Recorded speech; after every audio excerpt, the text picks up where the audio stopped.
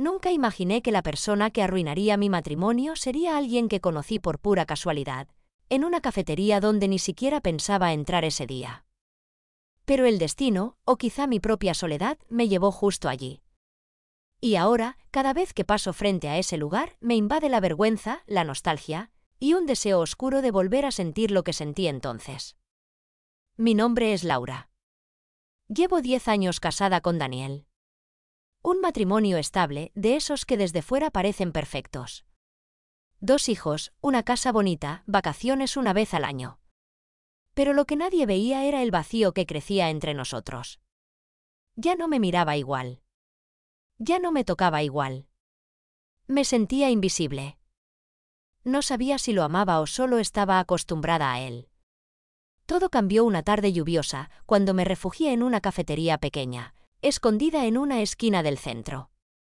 Pedí un café con leche, saqué mi laptop para trabajar, aunque en realidad solo buscaba distraerme. Y fue entonces cuando él apareció. Se llamaba Marcos. Alto, de mirada profunda, con una sonrisa de esas que te hacen sentir vista, comprendida. Me pidió permiso para sentarse porque no había más mesas libres. Yo asentí, sin imaginar que esa simple decisión sería el principio de algo que destrozaría mi vida. Empezamos hablando de cosas banales, el clima, el café, la lluvia. Pero había algo en su tono, en la forma en que me escuchaba, que me desarmó. Me preguntó si estaba casada. Le dije que sí, casi con vergüenza, como si admitirlo fuera traicionar el instante que estábamos viviendo. «¿Qué suerte tiene tu marido?», me dijo sonriendo. No supe qué responder. Desde esa tarde nos encontramos varias veces por casualidad. En la misma cafetería. En el mismo horario. Hasta que un día ya no fue casualidad, yo lo busqué. Me vestí mejor, me puse perfume y cuando él entró ya lo estaba esperando. Sentí culpa, claro. Pero más fuerte que la culpa era la necesidad. Necesidad de sentirme viva, deseada, mujer otra vez. No pasó mucho tiempo antes de que todo se desbordara. Una tarde, mientras Daniel estaba de viaje, Marcos me invitó a su departamento. Recuerdo cada detalle, el vino, la música, sus manos. Yo sabía que estaba cruzando una línea sin retorno. Pero no me detuve. Después de esa noche, ya nada fue igual. Me volví adicta a esa sensación. Empecé a mentir con facilidad, reuniones inventadas, amigas imaginarias, viajes de trabajo falsos. Daniel parecía no notar nada, o al menos eso creía yo. Pero algo cambió en su mirada. Había momentos en los que me observaba en silencio, con una expresión que no lograba descifrar. Pensé que eran imaginaciones mías. Hasta que un día, todo estalló. Era viernes. Daniel me dijo que tenía una cena de negocios y que volvería tarde. Aproveché para ver a Marcos. Nos encontramos en su apartamento, como siempre. Pero esta vez, algo se sentía diferente. Marcos estaba nervioso, distraído. Le pregunté qué pasaba y me dijo que nada, que estaba cansado. No insistí. Cuando terminé la ducha, después de hacer el amor, noté su teléfono vibrar en la mesa. Una notificación de WhatsApp. El nombre que apareció en la pantalla me heló la sangre, Daniel. Al principio creí que era coincidencia. Pero cuando él vio que lo noté, su rostro cambió por completo. «Laura, puedo explicarte», dijo, pero su voz temblaba. Mi corazón empezó a golpear tan fuerte que apenas podía respirar. «¿Qué hace mi marido escribiéndote?», le grité. Él intentó acercarse, pero lo empujé. Tomé su teléfono antes de que pudiera impedirlo. Abrí el chat y vi todo. Mensajes. Fotos. Conversaciones. Daniel y él se conocían, desde hacía meses, sí, se conocían. No solo eso, Marcos era su amigo. Su nuevo socio en un proyecto que Daniel llevaba meses mencionando, pero del que nunca me daba muchos detalles. Sentí que el suelo se abría bajo mis pies. Las palabras se mezclaban en mi cabeza, la respiración se me entrecortaba, y Marcos seguía diciendo mi nombre una y otra vez, tratando de calmarme. «No era lo que piensas, Laura», repetía. ¿Pero cómo no iba a pensar lo peor? Todo tenía sentido de repente, las coincidencias, los silencios, la forma en que él sabía cosas sobre mí que yo jamás le había contado. Me di cuenta de que había sido parte de algo planeado. ¿Desde cuándo?, le pregunté, casi sin voz. Él bajó la mirada. Desde antes de conocerte en la cafetería. Esa frase fue como un golpe seco. ¿Qué?, susurré, pero ya no necesitaba más explicaciones. Marcos respiró hondo. Daniel sospechaba de ti. Me pidió que te conociera, que te observara. Quería saber si aún eras leal. La habitación giraba. Me senté, temblando. Entonces, todo fue una trampa. Él intentó tocar mi mano. Al principio sí. Pero después, me enamoré de verdad. Lo miré y vi en sus ojos algo que no sabía si era amor o culpa. Daniel quería pruebas, Laura. Yo solo debía ganarme tu confianza. Pero me pasé del límite. No pude parar. Me quedé en silencio, intentando asimilar lo que decía. Cada palabra me hería más que la anterior. ¿Me usaste?, pregunté, conteniendo las lágrimas. No. Te amé. Aunque no debí hacerlo. Sentí una risa amarga salir de mi boca. ¿Amar, así llamas a destrozar una vida? Me vestí torpemente, con las manos temblando. Tomé mi bolso y salí sin mirar atrás. Afuera llovía, igual que aquel primer día. No sabía a dónde ir. No podía volver a casa, no todavía. Caminé durante horas, empapada, pensando en cómo todo se había convertido en una pesadilla. Cuando por fin llegué, ya era medianoche. La casa estaba a oscuras, pero sabía que él me esperaba. Daniel estaba sentado en el sofá, sin televisión, sin música. Solo él, con una copa de vino en la mano y su teléfono sobre la mesa. Me observó en silencio. ¿Te divertiste?, preguntó con una calma que me heló la sangre. Así que lo sabías, dije. Él asintió. Desde el principio. Me senté frente a él, sin saber si debía llorar o gritar. ¿Por qué?, le pregunté. ¿Por qué no me dijiste nada? ¿Por qué dejar que todo llegara tan lejos? Daniel se apoyó hacia atrás, suspirando. Porque necesitaba verte. Necesitaba saber hasta dónde llegarías. Quería entender si aún quedaba algo de la mujer que conocí.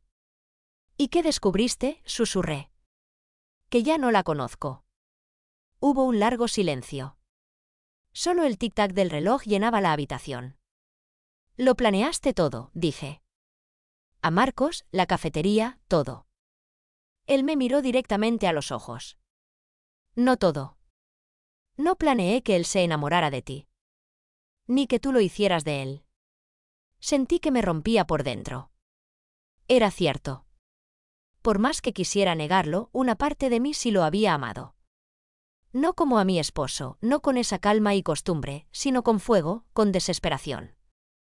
¿Pero qué sentido tenía admitirlo ahora? Daniel dejó su copa sobre la mesa y se levantó. No voy a hacer un escándalo, Laura. No quiero arruinar a los niños. Pero necesito espacio. Necesito pensar. Se fue a dormir al cuarto de huéspedes y me dejó allí, sola, con el ruido de la lluvia y mi propia culpa. Pasé la noche entera en vela, mirando las fotos de nuestra familia en la pared. Recordé cada aniversario, cada promesa, cada vez que dije te amo sin sentirlo del todo. Me di cuenta de que había perdido algo mucho más grande que su confianza, había perdido el respeto por mí misma. Los días siguientes fueron un infierno silencioso. Vivíamos bajo el mismo techo, pero no cruzábamos palabra. Daniel era pura indiferencia. Los niños notaban algo, claro, pero yo fingía que todo estaba bien. Hasta que, una semana después, recibí un mensaje. Era de Marcos. Necesito verte. Una última vez. Dudé durante horas. Sabía que debía borrarlo, bloquearlo, olvidarlo. Pero la curiosidad, o tal vez el amor, pudo más. Acordamos vernos en la misma cafetería donde todo comenzó. Entré con el corazón latiendo tan fuerte que sentía que todos podían oírlo. Él estaba allí, esperándome en la misma mesa. Había cambiado, su mirada estaba cansada, triste. Solo vine a despedirme, me dijo. Daniel me exigió que desaparezca de tu vida. Cerramos el negocio y me pidió que te deje en paz. Lo miré fijamente. ¿Y tú vas a hacerlo? No tengo opción, respondió. Pero quiero que sepas que todo lo que viví contigo fue real. Al principio fue un juego, pero luego dejé de jugar. Ya haré. No pude evitarlo. No digas más, le pedí. Ya no tiene sentido. Él me tomó la mano por última vez. Quizás no ahora. Pero algún día, cuando todo esto duela menos, entenderás que yo también fui víctima. Me levanté y salí sin mirar atrás. Esa fue la última vez que lo vi. O al menos eso creí. 2 meses después, Daniel me pidió que habláramos. Dijo que había decidido perdonarme. Quería intentarlo de nuevo, por los niños. Lloré de alivio. Acepté, pensando que tal vez aún había esperanza. Pero poco a poco empecé a notar algo raro. Nuevas ausencias. Mensajes borrados en su teléfono. Una noche, mientras él dormía, revisé sus chats. Lo que encontré me dejó helada. Hablaba con alguien llamado Caro. Palabras cariñosas, fotos, mensajes a escondidas.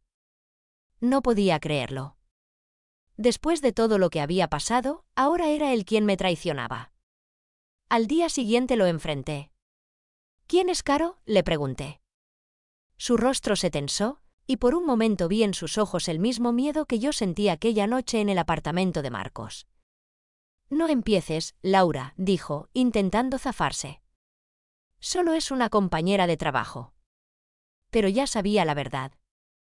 Lo supe por su tono, por la forma en que evitaba mirarme. Irónico, ¿no? Me había tendido una trampa para probar mi fidelidad y terminó cayendo en la suya. Desde entonces, todo se volvió un juego de apariencias. 2 personas que fingen amor mientras esconden sus heridas. Una familia perfecta por fuera, rota por dentro. Y a veces me pregunto, si no hubiera entrado aquella tarde a esa cafetería, ¿habría sido diferente?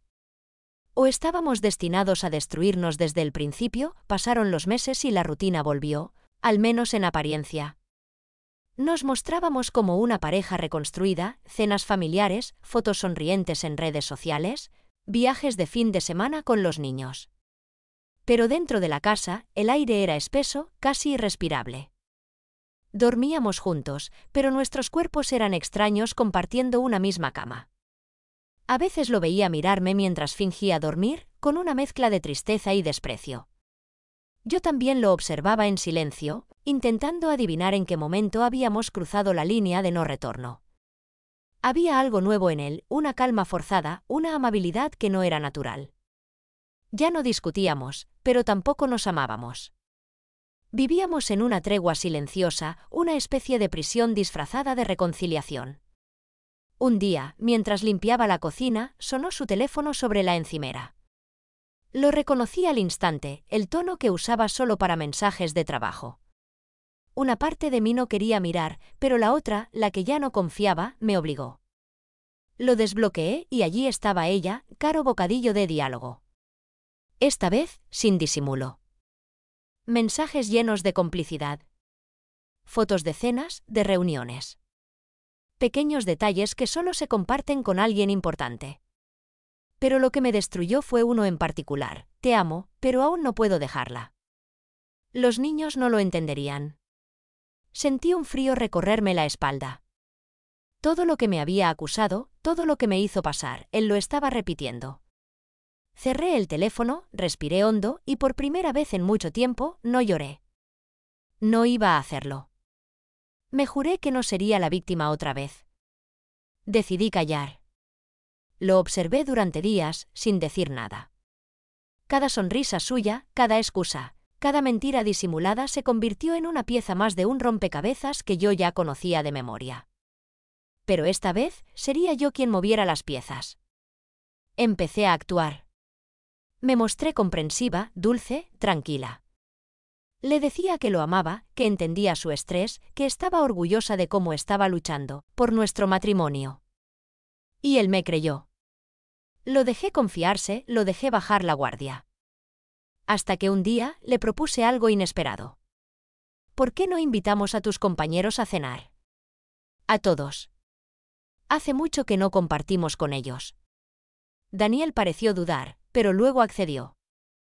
Sí, buena idea, dijo, intentando parecer natural. Una semana después, nuestra casa estaba llena. Preparé la cena, puse música suave, fingí la esposa perfecta. Y entre los invitados, ella apareció. Caro. Jovial, simpática, con una sonrisa que no me engañó ni un segundo. Supe quién era incluso antes de que Daniel la presentara.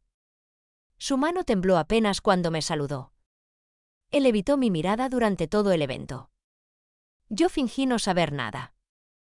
Reí, hablé, serví vino. Pero por dentro, cada palabra mía era una daga silenciosa. En un momento, cuando Daniel fue a buscar algo a la cocina, me acerqué a ella. ¿Te ves nerviosa? Caro, le dije con voz amable. ¿Todo bien? Ella sonrió con ese aire falso que tienen los que creen controlar la situación. Sí, todo perfecto, gracias. La miré directamente a los ojos. Me alegra. Espero que te sientas cómoda. Esta casa tiene una energía especial, sobre todo para los que disfrutan vivir de mentiras. Vi cómo el color se le iba del rostro. Daniel regresó justo en ese momento y ella fingió reír. Yo sonreí también. Nadie notó nada. Pero el ambiente cambió. Desde esa noche, él supo que yo lo sabía. Nunca hablamos del tema, ni una palabra. Era un pacto silencioso. Yo no lo enfrenté y él no pidió explicaciones. Tal vez por miedo, tal vez por culpa. Pero lo que ninguno de los dos sabía era que yo ya tenía un plan. No uno de venganza física o cruel, no uno más sutil, más devastador. Un domingo, fingí una conversación por teléfono con mi madre, lo suficientemente alta como para que Daniel escuchara desde el pasillo. Hablé sobre un supuesto viaje de trabajo que tendría la semana siguiente a otra ciudad. Le dije que duraría 3 días. En realidad, no había tal viaje. Pero él no lo sabía. Observé cómo, durante esos días, empezó a mostrarse inquieto, revisando el móvil constantemente, haciendo llamadas a escondidas. Lo tenía. El viernes, día de mi viaje, preparé una maleta vacía, le di un beso en la mejilla y me fui, fingiendo tranquilidad. Pero en lugar de ir al aeropuerto, conduje hasta un pequeño hotel cerca del centro. Desde allí, esperé. No pasó mucho tiempo antes de que mi intuición se confirmara. Esa misma noche, Daniel llevó a Caro a nuestra casa. Lo sé porque tenía cámaras. Cámaras que él mismo había instalado años atrás, para protegernos. Las había olvidado o tal vez nunca pensó que yo supiera usarlas. Vi todo. Cada gesto, cada palabra, cada mentira repetida. Y lo más irónico fue que él le dijo las mismas frases que alguna vez me dijo a mí. No quiero hacerte daño, pero no puedo evitar lo que siento. Eres la única que me hace sentir vivo. Grabé cada segundo. No lloré. No temblé. Solo observé, con una calma fría, como quien mira una película cuyo final ya conoce. A la mañana siguiente, imprimí las capturas y las dejé sobre la mesa del comedor, junto con una nota. Ahora estamos iguales. Luego, tomé a los niños y me fui a casa de mi hermana. No lo llamé, no le di explicaciones. Quería que sintiera el vacío del silencio, el peso de su propia trampa. Pasaron 3 días antes de que me buscara. Llegó desesperado, suplicando que habláramos. Me dijo que se había equivocado, que fue un error, que me amaba. Lo escuché sin interrumpirlo. Cuando terminó, le respondí con la misma frase que él me dijo meses atrás: necesito espacio. Necesito pensar. Y lo dejé ahí, roto, confundido, enfrentando su propio reflejo. En ese momento entendí algo: el amor no se destruye por una sola traición. Se destruye por todas las pequeñas mentiras que dejamos crecer hasta que nos ahogan. Hoy, meses después, vivimos separados. No sé si lo extraño o si solo extraño la idea de lo que fuimos. Marcos me escribió hace poco, desde otro país. Dice que aún piensa en mí, que nunca olvidó lo que vivimos. No respondí. Aprendí que hay historias que deben quedarse sin cierre, heridas que solo sanan si las dejas en silencio. Pero a veces, cuando paso frente a aquella cafetería donde todo comenzó, me pregunto, ¿y si el amor verdadero no era Daniel ni Marcos, sino la versión de mí misma que perdí en medio de tanta mentira? ¿Y si el verdadero engaño fue haber dejado de amarme primero? Dime tú, ¿qué harías si el amor de tu vida te pusiera a prueba? Solo para descubrir que él también estaba mintiendo. Meses después, la vida siguió su curso, o al menos eso parecía. El silencio entre Daniel y yo se convirtió en una especie de costumbre. Él aceptó que no volvería a casa, aunque lo intentó varias veces, con flores, mensajes, promesas vacías. Yo aprendí a vivir sola. No fue fácil. Las noches eran largas, las culpas infinitas, y había momentos en los que todo parecía un eco doloroso de lo que una vez fue amor. Me miraba al espejo y no reconocía a la mujer que veía. Ya no era la esposa fiel, ni la amante impulsiva. Era alguien nuevo, alguien que había cruzado el infierno y había regresado con las manos vacías, pero con los ojos abiertos. Me dediqué a reconstruir mi vida poco a poco. Encontré trabajo en una editorial pequeña, empecé a salir con amigas que había abandonado hacía años, volví a leer, a cocinar solo para mí, a disfrutar del silencio. Descubrí que no necesitaba a nadie para sentirme completa, aunque a veces la soledad dolía como una herida abierta. Una tarde, mientras organizaba papeles viejos, encontré un sobre sin abrir. No tenía remitente, pero reconocí la letra al instante, era de Daniel. Dudé en abrirlo, pero la curiosidad ganó. Dentro había una carta. Decía, Laura, sé que ya no tengo derecho a pedirte nada, pero quiero que sepas algo. No planeé enamorarme de Caro, así como tampoco planeaste enamorarte de Marcos. Ambos fuimos víctimas del mismo vacío. Y ahora entiendo que lo que destruimos no fue el matrimonio, sino la ilusión de que éramos felices. Te deseo paz, aunque no sea conmigo. Daniel. La leí varias veces, intentando encontrar alguna emoción. No había rabia, ni tristeza, solo una profunda resignación. Lo doblé y lo guardé en un cajón, junto con otras cosas que ya no necesitaban ocupar espacio en mi vida. Pasaron las semanas y comencé a sentir algo extraño, una sensación de alivio, de ligereza. Era como si por fin me hubiera quitado un peso de encima. Ya no tenía que fingir, ni justificarme, ni explicarme. Era libre. Pero el destino, caprichoso como siempre, aún tenía una última jugada preparada. Una mañana recibí un correo electrónico de un remitente desconocido. Al abrirlo, casi se me detiene el corazón. Era de Marcos. Hola, Laura. No sé si leerás esto, pero necesito decirte algo antes de desaparecer definitivamente. Daniel me contactó hace unas semanas. Quería pedirme perdón. Dijo que te perdió por su culpa y que se arrepiente de haberme involucrado. Me ofreció dinero, pero no lo acepté. No por moral, sino porque no quiero más mentiras. Me voy del país, esta vez para siempre. Pero antes de irme, quiero que sepas la verdad completa. La primera vez que te vi en la cafetería, sí fue planeado. Pero el resto, no. Me enamoré de ti y aunque intenté olvidarte, no pude. A veces pienso que, en otra vida, habríamos sido felices. Cuídate. No busques respuestas. Ya no hay preguntas. Marcos. Cerré el portátil y me quedé mirando por la ventana largo rato. Afuera, la ciudad seguía igual, gente corriendo, coches, ruido, vida. Pero dentro de mí todo estaba en silencio. Esa carta fue como el punto final que nunca me atreví a escribir. Y de algún modo, también fue el comienzo de algo nuevo. Me llevó un tiempo entenderlo, pero aquel caos, aquellas mentiras, incluso aquella traición, me habían enseñado más sobre el amor que todos mis años de matrimonio. El amor no siempre llega vestido de pureza. A veces llega como un espejo roto, donde te ves fragmentada, obligada a decidir qué piezas vale la pena recuperar y cuáles dejar atrás. Con el tiempo, Daniel y yo logramos una especie de paz. Nos encontramos algunas veces por los niños. Ya no había odio, solo cansancio. Una vez, en un cumpleaños de nuestro hijo, me miró y dijo, «¿Sabes, Laura? Creo que en el fondo los dos nos hicimos un favor». Lo miré sorprendida. «¿Un favor?», repetí. «Sí», respondió. «Nos liberamos de una mentira». No respondí, pero algo en su voz tenía razón. A veces pienso que si no hubiera pasado todo aquello, seguiríamos juntos, viviendo una rutina vacía, creyendo que éramos felices. Ahora al menos sabemos la verdad, y aunque duela, la verdad siempre libera. Un año después, volví a la misma cafetería. Ya no llovía.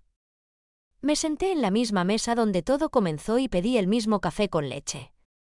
Miré alrededor, esperando sin querer encontrar aquel rostro que me cambió la vida, pero solo había desconocidos. Saqué un cuaderno y empecé a escribir. No sé si lo hacía para recordar o para olvidar. Escribí sobre la traición, el deseo, el perdón. Sobre cómo el amor, cuando se mezcla con el orgullo, puede volverse veneno. Sobre cómo a veces hay que perderlo todo para reencontrarse. Cuando terminé, me di cuenta de que, por primera vez en mucho tiempo, sonreía sin fingir.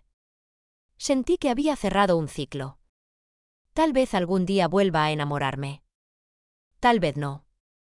Pero ahora sé que no necesito una historia perfecta para sentirme viva. Solo necesito ser honesta conmigo misma. Porque el peor tipo de infidelidad no es la que se comete con otro cuerpo, sino la que se comete contra uno mismo cuando dejas de escucharte, cuando te traicionas para encajar en una vida que ya no te pertenece. Así que si tú, que escuchas mi historia, alguna vez sientes que el amor se apaga y la costumbre te asfixia, pregúntate, ¿estás realmente enamorado o solo aferrado a lo que un día te hizo feliz? ¿Y si el verdadero acto de fidelidad no es quedarte, sino atreverte a marcharte antes de perderte por completo? Dime, ¿qué harías tú si descubrieras que la persona que más amas fue quien planeó tu traición, pero que al final tú también terminaste traicionándote a ti misma?